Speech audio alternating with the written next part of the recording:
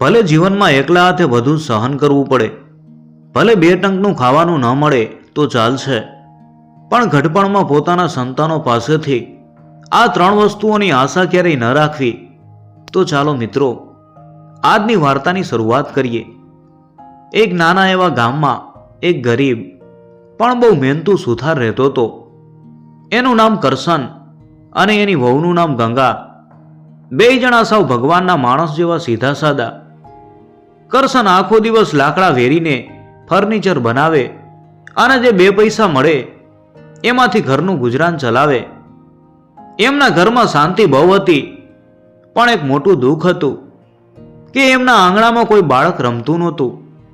લગ્નને 15 વર્ષ વીતી ગયા, છતાં પારણું નહોતું બંધાયું. આજુબાજુના લોકો જાત જાતના મેણા મારતા. ગંગા આખો દિવસ લોકોના ટોણા સાંભળીને છાનીમાની રોયા કરતી. કરશન અને ગંગાએ સંતાન માટે કોઈ માનતા બાકી ન રાખી. મંદિરોમાં જઈને માથા ટેકવ્યા, મોંઘા વૈદ અને ડોક્ટરોની દવાઓ કરી. આખરે ભગવાનને એમની ઉપર દયા આવી. ગંગાએ એક ખૂબ જ રૂપાળા દીકરાને જન્મ આપ્યો. એમના ઘરમાં જાણે સોનાનો સૂરજ ઉગ્યો. દીકરાનું નામ રાખ્યું રાહુલ. રાહુલના જન્મથી કરશનનો તો હરખ માતો નહોતો.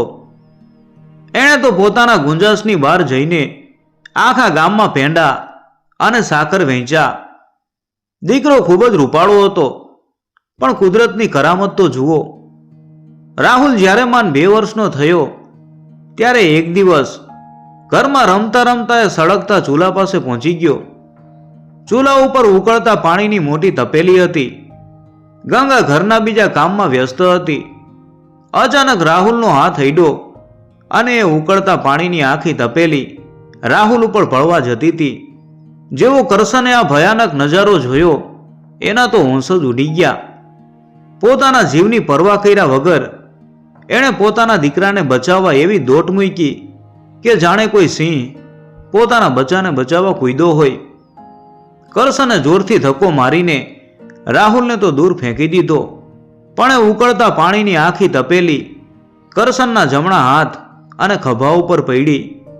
કરશનની રાડ ફાટી ગઈ. ગંગા દોડતી દોડતી આવી, પણ ત્યાં સુધીમાં તો કરશનનો આખો જમણો હાથ બરાબરનો દાઝી ગયો હતો. ગામના મોટા ડોક્ટરને બોલાવવામાં આવ્યા. મહિનાઓ સુધી કરશનની દવા ચાલી. દીકરો રાહુલ તો બચી ગયો, એને એક ઉજળો પણ નહોતો આવ્યો, પણ કરશનનો જમણો હાથ કાયમ માટે બળીને સૌ કદરૂપો થઈ ગયો હતો. હાથની ચામડી ખેંચાઈ ગઈ અને આંગળીઓ વાંકી વળી ગઈ. એ હાથ હવે કોઈ કામનો નહોતો રહ્યો. મિત્રો, કરશન એક સુથાર હતો. એના હાથમાં જેની કળા અને રોજીરોટી હતી, હવે એ વાંકા વળી ગયેલા દાઝેલા હાથથી એ રંધો કે કરવત કેવી રીતે ચલાવે? સુથારી કામ તો સાવ છૂટી જ ગયું. ઘરમાં જે કાંઈ થોડી ઘણી બચત હતી એ બધી કરશનની દવામાં વપરાઈ ગઈ. ગરીબી એમના આંગણે આવીને ઊભી રહી ગઈ. પણ જ્યારે ગંગા રોતી ત્યારે કરશન એને સાંત્વના આપતા કહેતો, અરે ગંગા, તું રોમા, મારો હાથ દાઈજો છે, પણ મારો કાળજાનો કટકો, આપણો રાહુલ તો સાજો નરવો છે ને. દીકરાની જિંદગી સામે આ એક હાથ શું કિંમતી? મિત્રો, મા બાપનો પ્રેમ જ આવો નિસ્વાર્થ હોય છે. પોતાના શરીરના કટકા થઈ જાય તો એમને માત્ર પોતાના સંતાનની જ ફિકર હોય છે. હવે ઘર ચલાવવાની આખી જવાબદારી બિચારી ગંગા ઉપર આવી ગઈ. જે ગંગા ક્યારેય ઘરની બહાર કામ કરવા નહોતી ગઈ, એ હવે ગામના મોટા ખેડૂતોના ખેતરમાં કાળી મજૂરી કરવા માંડી. લોકોના ઘરે વાસિંદા કરવા લાગી. ગંગાના હાથમાં કામ કરવાથી ડન પડી ગયા હતા. આખો દિવસ તાપમાં મજૂરી કરીને એનો વાન પણ સાવ કાળો પડી ગયો હતો. પણ રાતે જ્યારે એ પોતાના દીકરા રાહુલને સૂતો જોતી ત્યારે એનો બધો જ થાક ઉતરી જતો. કરશનથી ભારે કામ નહોતું થતું, પણ એ હાર માને એવો નહોતો. એણે એક નાની લારી ભાડે લીધી અને એક હાથે શાકભાજી વેચવાનું શરૂ કર્યું. લોકો ઘણીવાર એનો હાથ જોઈને સૂગ ચડાવતા, છતાં કરશન અપમાન ગળીને ખુદારીથી મહેનત કરતો. મા બાપનું બસ એક જ સપનું હતું કે અમારો દીકરો ભણી ગણીને મોટો સાહેબ બને. ધીમે ધીમે સમય વીતવા લાગ્યો અને રાહુલ મોટો થવા લાગ્યો.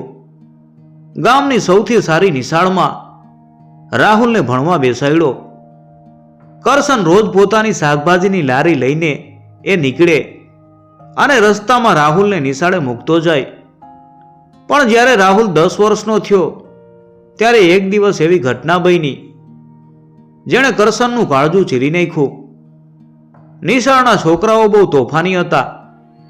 જ્યારે કરશન એને મૂકવા આવતો ત્યારે એનો દાઝેલો, કદરૂપો અને ભયાનક હાથ જોઈને છોકરાઓ રાહુલની મજાક ઉડાવતા કે જો પેલા બળેલા હાથવાળાનો છોકરો આવ્યો. તારા બાપાનો હાથ તો કોઈ ભૂત જેવો ડરામણો છે.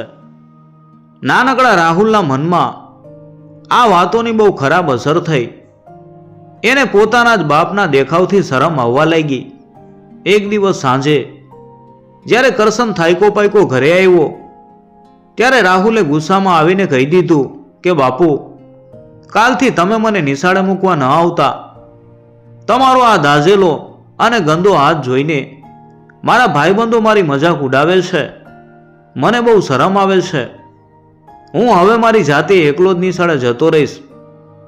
દીકરાના આ શબ્દો સાંભળીને કરશનની આંખમાં જળજળિયા આવી ગયા. જે હાથ દીકરાનો જીવ બચાવવા જ કદરૂપો થયો હતો, આજે એ જ દીકરાને એ હાથથી શરમ આવતી હતી. કરશન બોલવા માંગતો હતો કે બેટા, આ તને બચાવવા જ થયું છે. પણ એણે વિચાર્યું કે દીકરાને મનમાં અપરાધ ભાવ થશે અને એ દુઃખી થશે. પોતાના દીકરાને દુઃખી ન જોઈ શકતા કરશને આંસુ ગળી જઈને કહ્યું, ભલે બેટા, તું મોટો થઈ ગયો છે, તને શરમ આવતી હોય તો હું નહીં આવું, પણ તું રસ્તામાં સંભાળીને જાજે. પોતાના દીકરા માટે એક પિતા આટલું મોટું અપમાન પણ હસીને ભીગ્યો. સમય કોઈની રાહ નથી જોતો. જોતામાં વર્ષો વીતી ગયા અને દીકરો રાહુલ મોટો થઈ ગયો. એ ભણવામાં બહુ હોશિયાર હતો. 12મા ધોરણમાં એણે આખા ગામમાં પહેલો નંબર મેળવ્યો. હવે એણે આગળ ભણવા અને બહુ મોટો એન્જિનિયર બનવા માટે મોટા શહેરમાં જવું પડે એમ હતું. પણ શહેરમાં ભણવાનો અને ત્યાં રહેવાનો ખર્ચો તો બહુ મોટો હોય.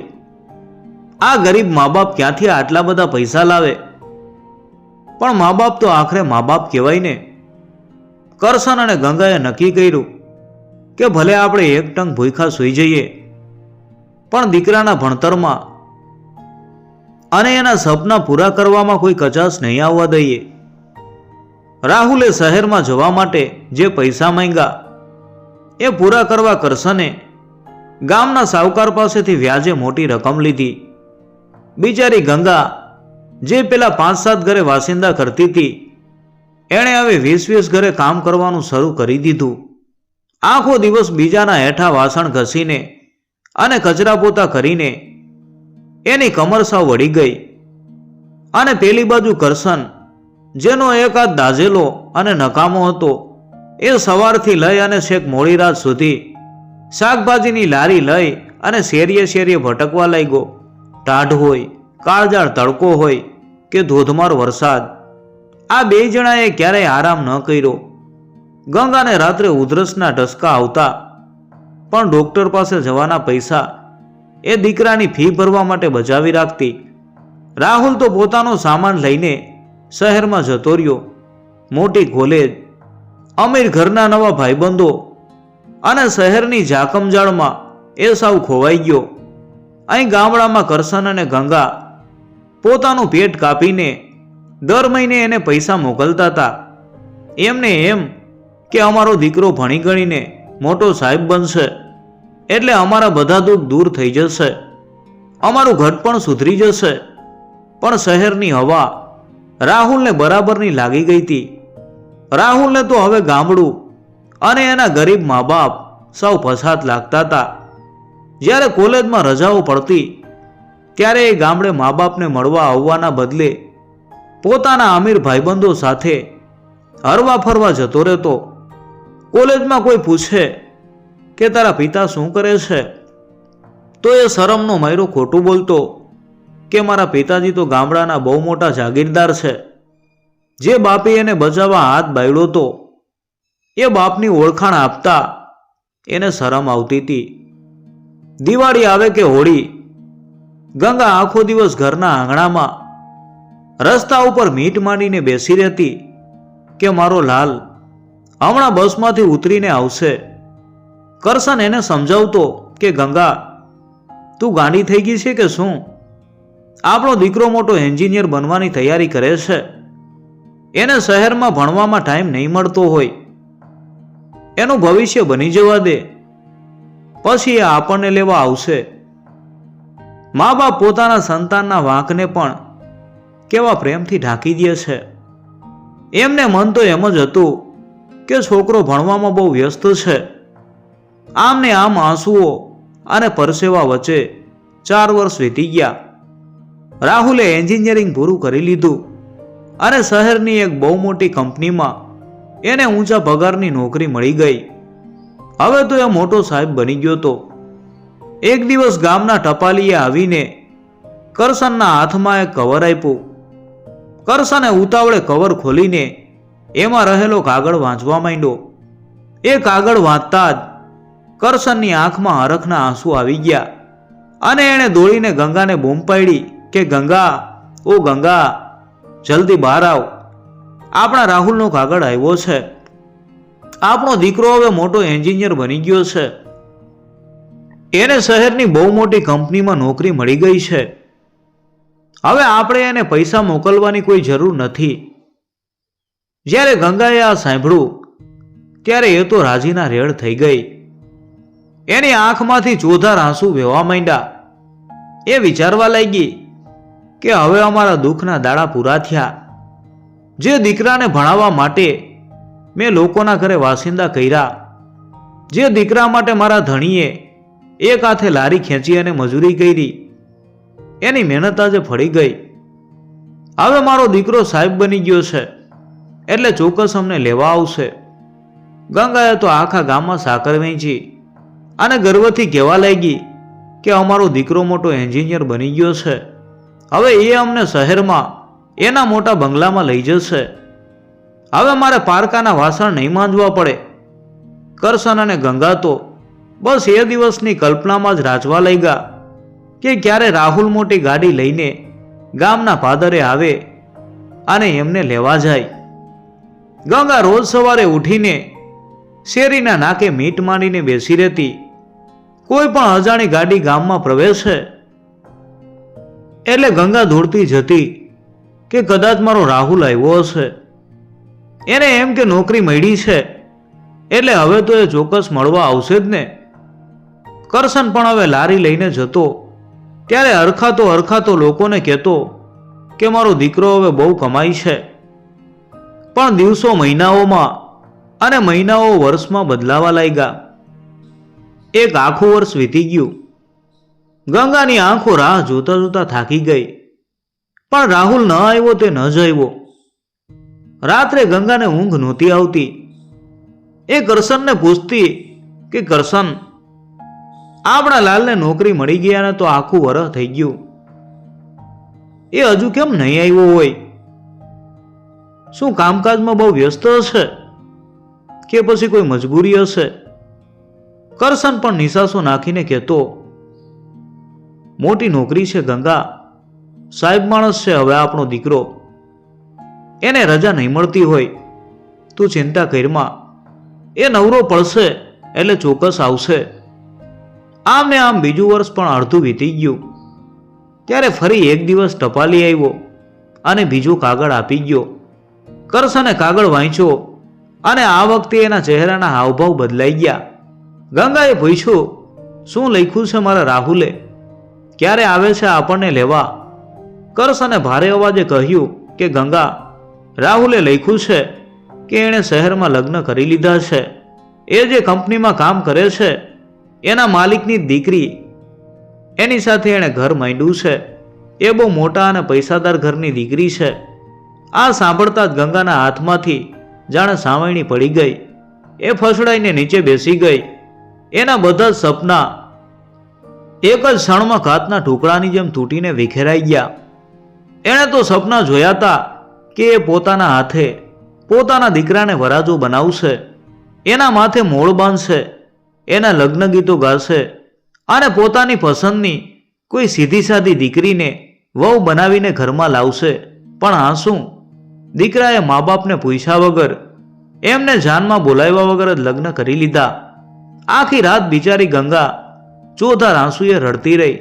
કરશનનો દાઝેલો હાથ પકડીને એ ડૂસકા ભરતા કહેવા લાગી કે કરશન, આપણે એવા તે ક્યાં પાપ કર્યા હશે કે આપણો એકનો એક દીકરો આપણને એના લગ્નમાંય બોલાવી ન શક્યો? શું આપણે એટલા બધા ખરાબ છીએ કે એની અમીર વહુ સામે એને આપણી શરમ આવતી હશે? કરશન પણ અંદરથી તો સાવ ભાંગી પડ્યો હતો, પણ બહારથી પત્નીને હિંમત આપતો રહ્યો. રોતા રોતા ગંગાએ હાથ જોડીને ભગવાનને પ્રાર્થના કરી, હે પ્રભુ, ભલે મારો લાલ મને ભૂલી ગયો, પણ એ જ્યાં પણ હોય ત્યાં એને સદા સુખી રાખજે. એની વહુ સાથે એનો સંસાર લીલોછમ રહે. હવે ગંગાએ મન મનાવી લીધું કે દીકરાએ ભલે ત્યાં લગ્ન કરી લીધા, પણ પરણ્યા પછી એકવાર તો એ પોતાની વહુને લઈને ગામડે પગફેરો કરવા આવશે જ ને. હું મારી વહુના ઓવારણા લઈશ, એને મારા આશીર્વાદ આપીશ. આ આશામાં ને આશામાં ગંગા અને કરશન ફરીથી દીકરા અને વહુની વાટ જોવા માંડ્યા. પણ શહેરની ભપકાદાર હવા જેને લાગી જાય એ પાછા ગામડાની ધૂળમાં ક્યાંથી ફરે? 2 આખા વર્ષ વીતી ગયા, પણ દીકરો કે એની વહુ કોઈ ગામડે ફરકું જ નહીં. આમ ને આમ સમય વીતતો ગયો. એક દિવસ ફરી ટપાલી આવ્યો અને ત્રીજો કાગળ આપતો ગયો. કાગળમાં રાહુલે લખ્યું હતું કે બાપુ, હવે તમે દાદા બની ગયા છો અને માં દાદી બની ગઈ છે. તમારે ત્યાં પૌત્રનો જન્મ થયો છે. જ્યારે ગંગાએ આ સમાચાર સાંભળ્યા ત્યારે એનો હરખ તો ક્યાંય માતો નહોતો, પણ સાથે સાથે એની સહનશક્તિ અને ધીરજનો બંધ પણ હવે તૂટી ગયો. જે દીકરાને મોટો કરવા માટે એણે પોતાની આખી જવાની ઘસી નાખી હતી, એ દીકરાનું મોઢું જોયે વર્ષો વીતી ગયા હતા અને હવે તો એના ઘરે પારણું બંધાયું હતું. ગંગાથી હવે રહેવાયું નહીં. એણે કરશન પાસે જીદ પકડી કે હવે ગમે તે થાય, હું મારા પૌત્રને જોવા ચોક્કસ જઈશ. મારો દીકરો ભલે નથી આવતો, પણ હું મારી જાતે શહેરમાં જઈશ અને મારા લાલાના લાલાને મારા ખોળામાં રમાડીશ. હવે મારી આંખો મારા પૌત્રને જોવા માટે બહુ તરસે છે. કરશને પણ હવે હામ ભરી અને બંનેએ શહેરમાં જવાનું નક્કી કર્યું. બિચારી ગંગાએ પોતાના ફાટેલા કપડાં પહેર્યા, એક જૂની થેલીમાં ગામના લાકડાના દેશી રમકડા લીધા, વહુ માટે પોતાની બચતમાંથી એક નાનકડી સાડી લીધી અને મીઠાઈનું પડીકું બાંધીને કરશન સાથે શહેરની બસ પકડી લીધી. કરશને પણ પોતાનો દાઝેલો વાંકો વળી ગયેલો હાથ છુપાવવા માટે એના ઉપર એક જૂનું કાપડ વીંટી લીધું. એને મનમાં એમ થતું હતું કે ક્યાંક મારો આ કદરૂપો હાથ જોઈને મારી અમીર વહુ સૂગ ન ચડાવે કે મારો નાનકડો પૌત્ર રડવા ન માંડે. બસમાં બેઠા બેઠા બંને જણા બસ એ જ વાતો કરતા હતા કે આપણો પૌત્ર કોના જેવો દેખાતો હશે. બસની મુસાફરી લાંબી અને થકવી નાખનારી હતી, પણ પૌત્રને મળવાના ઉત્સાહમાં એમને કોઈ થાક નહોતો લાગતો. એમને એમ કે જ્યારે દીકરો અમને જોશે ત્યારે દોડીને ભેટી પડશે અને વહુ પણ સાસુ સસરાને જોઈને રાજી રાજી થઈ જશે. લાંબી મુસાફરી પછી બંને શહેરમાં પહોંચ્યા. દીકરાના કાગળ ઉપર લખેલું સરનામું લઈને કરશને એક રિક્ષાવાળાને ઊભો રાખ્યો. રિક્ષાવાળાએ સરનામું વાંચ્યું અને એમને રિક્ષામાં બેસાડીને એ મોટી કોલોની તરફ લઈ ગયો. થોડી વારમાં રિક્ષા એક અત્યંત મોટા અને આલિશાન બંગલા સામે ઊભી રહી. રિક્ષાવાળાએ કહ્યું કે માજી, તમે જે સરનામું આપ્યું હતું એ આ જ બંગલો છે. આ શહેરના બહુ મોટા સાહેબનો બંગલો છે. ગંગા અને કરશન તો બંગલો જોઈને જ અચંબિત થઈ ગયા. મોટો વિશાળ ગેટ, અંદર ઊભેલી ચકચકતી લાંબી ગાડીઓ અને સુંદર બગીચો, ગંગા તો ખુશીના માયરા કરશનને કહેવા લાગી કે જુઓ કરશન, આપણો રાહુલ કેવા મોટા મહેલ જેવા બંગલામાં રહે છે. મારી તો આંખો ઠરી ગઈ. આપણે તો ક્યારેય વિચાર્યું નહોતું કે આપણો લાલ આટલો મોટો સાહેબ બની જશે. કરશને પણ પોતાનો દાઝેલો હાથ સંતાડતા સંતાડતા ગર્વથી માથું હલાવ્યું. ભાડું આપીને બંનેએ બંગલા તરફ પગલાં માંડ્યા. પણ આ દુનિયા બહુ અજીબ છે. અહીં માણસની કિંમત એના કપડાં અને પૈસાથી થાય છે. ગંગા અને કરશન જેવા દરવાજા પાસે પહોંચ્યા કે તરત જ ત્યાં ઊભેલા ચોકીદારે એમને રોકી લીધા. ચોકીદારે ઉપરથી નીચે સુધી આ બંને ગરીબ દેખાતા અને ગામડાના કપડાં પહેરેલા મા બાપને જોયા. કરશનનો એક હાથ કપડાથી ઢાંકેલો હતો અને ગંગાના ચહેરા ઉપર મજૂરીની કાળાશ હતી. ચોકીદાર કડક અવાજમાં બોલ્યો, એ ક્યાં ઘૂસા જાવ છો? આ કોઈ ધર્મશાળા નથી, મોટા સાહેબનો બંગલો છે. કોનું કામ છે તમારે? ગંગા હસીને બોલી, અરે ભાઈ, અહીં અમારો દીકરો રાહુલ રહે છે. એ મોટા સાહેબ છે ને આ કંપનીમાં, એને ત્યાં મારો પૌત્ર આવ્યો છે, તો હું એને રમાડવા અને વહુને મળવા આવી છું. આ સાંભળીને ચોકીદાર તો મોટેથી હસવા લાગ્યો અને મજાક ઉડાવતા કહેવા લાગ્યો, એ ડોસી, તારું મગજ તો ઠેકાણે છે ને? તે ક્યારેય અરીસામાં તારું મોઢું જોયું છે? સાહેબ તો બહુ મોટા અને અમીર માણસ છે. એમના સસરા પણ ખૂબ મોટા શેઠ છે અને તું સૌ ભિખારણ જેવી લાગે છે. અને આ ડોસાનો હાથ પણ કેવો વિચિત્ર છે. તમે બને ક્યાંથી સાહેબના મા બાપ હોઈ શકો? ચાલતી પકડો અહીંથી, નહીં તો ધક્કા મારીને કાઢી મૂકીશ. આ સાંભળીને કરશન અને ગંગાને બહુ દુઃખ થયું. જે બંગલો એમના દીકરાનો હતો ત્યાં જ એમને ભિખારી કહેવામાં આવ્યા. પણ કરશને ધીરજ રાખી અને ગંગાને શાંત કરી. એણે થેલીમાંથી રાહુલે મોકલેલા પત્રો કાઢ્યા અને ચોકીદારને બતાવતા કહ્યું, જો ભાઈ, આ મારા દીકરાએ જ લખેલા કાગળ છે. આમાં સરનામું છે અને એણે જ લખ્યું છે કે એ બાપ બહેનો છે. અમે સાચું કહીએ છીએ, રાહુલ અમારો જ દીકરો છે. ચોકીદારે કાગળ વાંચ્યા અને એને ખાતરી થઈ ગઈ કે આ સાહેબના જ કાગળ છે. એ થોડો નરમ પડ્યો અને માફી માંગતા બોલ્યો, મને માફ કરજો માજી, મને ખબર નહોતી કે તમે સાહેબના મા બાપ છો. તમે અંદર જઈ શકો છો. સાહેબ અને મેડમ અત્યારે ઘરે જ છે, ઉપરના મોટા રૂમમાં હશે. ગંગાએ રાજી થઈને ચોકીદારને માફ કરી દીધો અને કરશન સાથે બંગલાની અંદર ગઈ. અંદરનું દ્રશ્ય જોઈને તો બંનેની આંખો પોળી થઈ ગઈ. કિંમતી ઝુમરો, મોંઘા સોફા અને સુંદર સજાવટ. ગંગાએ પોતાનો થેલો નીચે મૂકી દીધો કે થેલો તો પછી લઈ જઈશ, પેલા મારા પૌત્રને ધરાઈને જોઈ લઉં. ઉતાવળમાં આ દાદરા ચડવા લાગી અને ઉપર ગઈ. ઉપરના મોટા હોલમાં વચ્ચે એક ખૂબ જ સુંદર પારણું રાખેલું હતું અને એમાં એક રૂપાળું બાળક સૂતું હતું. ગંગાથી રહેવાયું નહીં. એણે દોડીને પારણામાંથી પોતાના પૌત્રને ઊંચકી લીધો અને છાતીએ વળગાડી લીધો. વર્ષોની ભૂખી માની મમતા આજે પૌત્ર ઉપર વરસી પડી. એ પૌત્રને જૂનમાં લઈ ગઈ અને વાલ કરવા લાગી. પણ ગામડાની ગંગાના મેલા કપડાં અને કરચલીવાળો ચહેરો જોઈને અને અજાણી ગંધથી બાળક ડરી ગયું અને જોર જોરથી રડવા લાગ્યું. બાળકનો રડવાનો અવાજ સાંભળીને અંદરના રૂમમાંથી રાહુલની અમીર પત્ની સ્નેહા દોડતી દોડતી બહાર આવી. એણે જોયું કે સૌ મેલા ગેલા કપડાવાળી કાળી મજૂરણ જેવી એક ડોસી એના બાળકને તેડીને ઊભી છે અને બાજુમાં એક ડોસો ઊભો છે જેનો એક હાથ વિચિત્ર રીતે કપડામાં લપેટેલો છે. સ્નેહા તો આ દ્રશ્ય જોઈને ડઘાઈ ગઈ અને એણે રાડ પાડી મૂકી કે ઓય, તમે કોણ છો? આ મારા દીકરાને કેમ તેડ્યો છે? મૂકો એને જલ્દી નીચે. સ્નેહાએ દોડીને ગંગાના હાથમાંથી પોતાના બાળકને ઝૂંટવી લીધું અને જોર જોરથી બૂમો પાડવા લાગી કે રાહુલ, રાહુલ, જલ્દી બહાર આવો. જો આ ચોકીદારો કેવા નકામા છે, ગમે એવા ભિખારીઓને ઘરમાં ઘૂસવા દે છે. આ લોકો આપણા છોકરાને ચોરી જવા આવ્યા છે. પત્નીની બૂમો સાંભળીને રાહુલ ઉતાવળે પોતાના સ્ટડી રૂમમાંથી બહાર આવ્યો. એણે જોયું તો સામે જ એના પોતાના મા બાપ ઊભા હતા. જે બાપે એને ઉકળતા પાણીથી બચાવવા પોતાનો હાથ બગાડ્યો હતો, જે માએ એની ભણતરની ફી ભરવા માટે પારકા ઘરના વાસિંદા કર્યા હતા, એ મા બાપ આજે એના ઘરના આંગણે ઊભા હતા.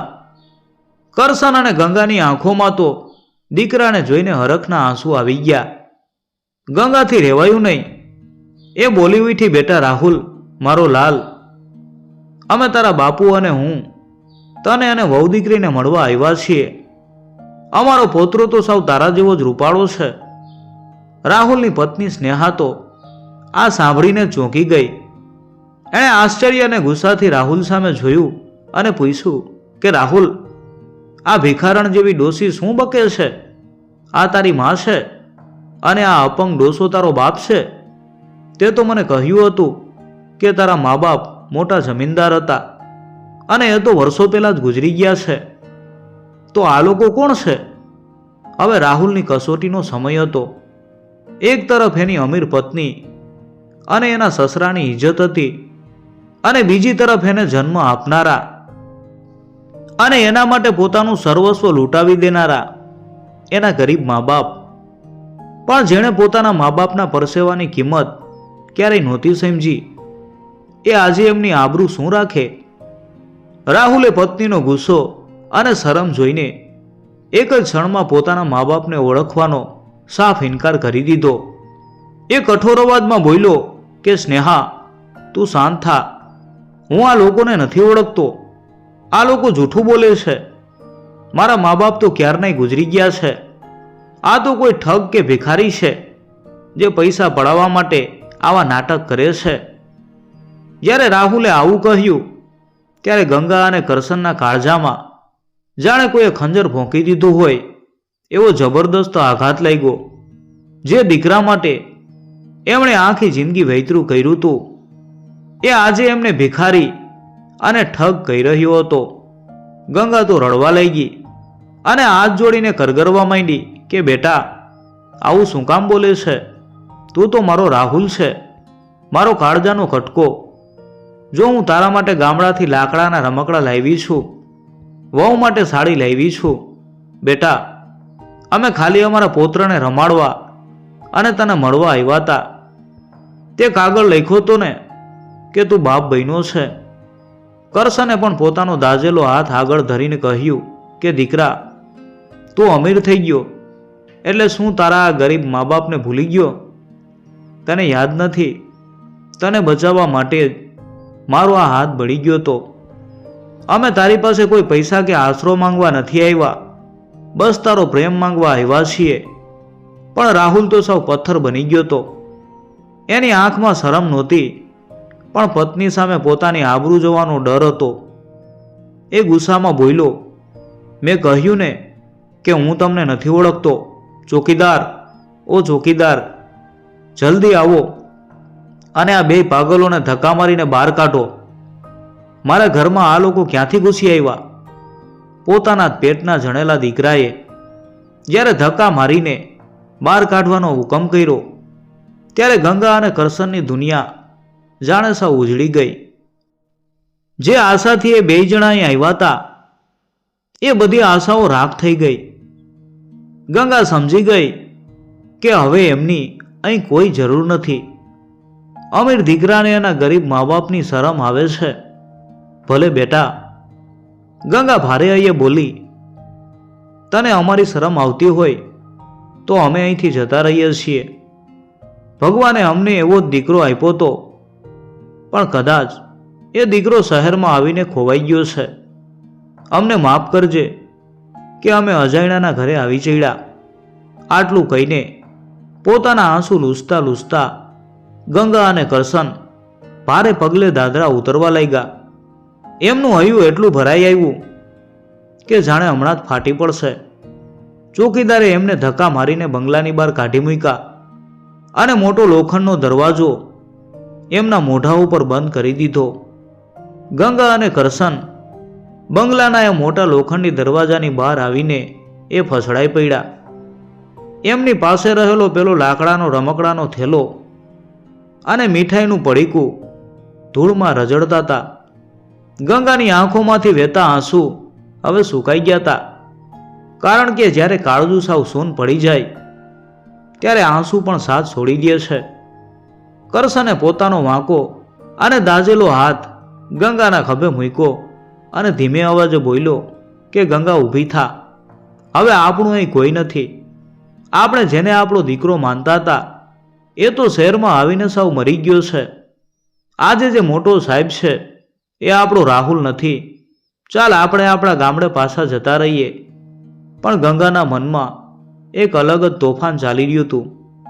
એણે બંગલા તરફ એક ખાલી નજરે જોયું અને પછી કરશનને કહ્યું, તમે સાચું કહો છો, આપણો રાહુલ મરી ગયો છે. પણ હું આમને આમ પાછી નહીં જાઉં. મારે એને એક છેલ્લો સંદેશો આપવો છે, જેથી એને આખી જિંદગી યાદ રહે કે એણે કોનો તિરસ્કાર કર્યો છે. ગંગા ઊભી થઈ અને બંગલાના દરવાજે ઊભેલા ચોકીદાર પાસે ગઈ. પેલો ચોકીદાર પણ આ મા બાપની હાલત જોઈને અંદરથી બહુ દુઃખી હતો. એને સમજાઈ ગયું હતું કે સાહેબે ખોટું કર્યું છે. ગંગાએ ચોકીદારને હાથ જોડીને કહ્યું કે ભાઈ, મારી પાસે કાગળ પેન નથી. તું જરા મને એક કાગળ અને પેન આપીશ? મારે એક ચિઠ્ઠી લખાવવી છે. ચોકીદારે તરત જ પોતાની કેબિનમાંથી કાગળ અને પેન લાવીને ગંગાને આપ્યા. ગંગા ભણેલી નહોતી એટલે એણે ચોકીદારને ચિઠ્ઠી લખવાનું કહ્યું. ગંગા બોલતી ગઈ અને ચોકીદાર લખતો ગયો. ચિઠ્ઠી પૂરી થયા પછી ગંગાએ કહ્યું કે ભાઈ, મને બહુ તરસ લાગી છે, થોડું પાણી આપીશ? ચોકીદાર પાણી લેવા માટે અંદર ગયો. જેવો ચોકીદાર અંદર ગયો, ગંગાએ કરશન સામે જોયું. બંનેની આંખોમાં એક અજબની શાંતિ હતી, જાણે બધો મોહ છૂટી ગયો હોય. ગંગાએ પોતાની સાડીનો છેડો બંગલાની બહાર રહેલા એક મોટા ઝાડની ડાળીએ બાંધ્યો અને ગાડીઓ બનાવ્યો.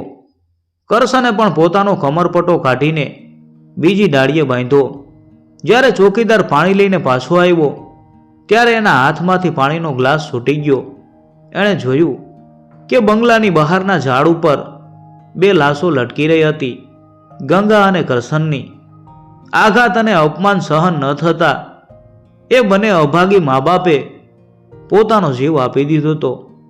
ચોકીદારે બૂમાબૂમ કરી મૂકી. રાહુલ અને સ્નેહા દોડતા દોડતા બહાર આવ્યા. પોતાના મા બાપને ઝાડ ઉપર લટકતા જોઈને રાહુલના પગ નીચેથી જમીન સરકી ગઈ. એ ફસડાઈ પડ્યો. ભલે એણે દેખાડો કરવા મા બાપને કાઢી મૂક્યા હતા, પણ અંદરથી તો એ જાણતો જ હતો ને કે એ કોણ છે. ચોકીદારે ગંગાએ લખાવેલી પેલી ચિઠ્ઠી રાહુલના હાથમાં આપી. ધ્રુજતા હાથે રાહુલે ચિઠ્ઠી વાંચવાનું શરૂ કર્યું. એ ચિઠ્ઠીમાં લખેલા શબ્દો કોઈ પણ પથ્થરદિલ માણસને પણ રડાવી દે એવા હતા. ગંગાએ ચિઠ્ઠીમાં લખાવ્યું હતું કે બેટા રાહુલ, તને મોટો સાહેબ બનેલો જોઈને અમારી છાતી ગજગજ ફૂલી ગઈ છે. મારા આશીર્વાદ છે કે તું સદા સુખી રહે અને ખૂબ આગળ વધે. પણ દીકરા, જતા જતા તને એક વાત કહેતી જાઉં છું. તને આજે અમારા ગરીબ અને મેલા દેખાવની શરમ આવે છે ને? તને તારા બાપુનો દાઝેલો અને કદરૂપો હાથ જોઈને સૂગ ચડીને, પણ બેટા, તું કદાચ ભૂલી ગયો કે જ્યારે તું 2 વર્ષનો હતો ત્યારે તારા ઉપર ઉકળતા પાણીની તપેલી પડવા જતી હતી. તને રૂપાળો અને સાજો રાખવા માટે તારા બાપુએ એ ઉકળતું પાણી પોતાના હાથ ઉપર ઝીલી લીધું હતું. એમણે તારા જીવ ખાતર પોતાનો હાથ અને પોતાની રોજીરોટી બે કાયમ માટે ગુમાવી દીધા હતા. ચિઠ્ઠીમાં આગળ લખ્યું હતું, તને ભણાવવા અને શહેરમાં પૈસા મોકલાવવા માટે મેં 20 ઘરે વાસિંદા કર્યા.